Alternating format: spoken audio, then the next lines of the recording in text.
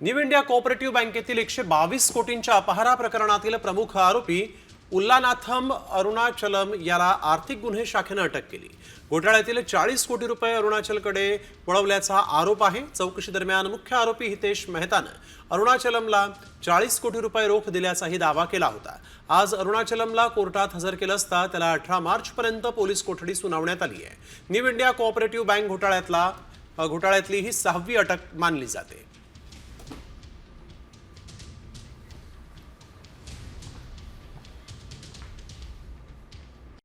Comscore नुसार आता isakal.com आहे देशातील नंबर 1 ची मराठी न्यूज वेबसाईट। प्रत्येक अपडेटसाठी isakal.com ला नक्की भेट द्या।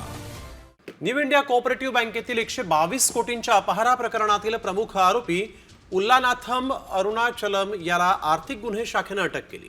घोटाळ्यातील 40 कोटी रुपये अरुणाचलकडे वळवल्याचा आरोप आहे। चौकशी दरम्यान मुख्य आरोपी हितेश मेहताने अरुणाचलमला 40 कोटी रुपये रोख दिल्याचाही दावा केला होता।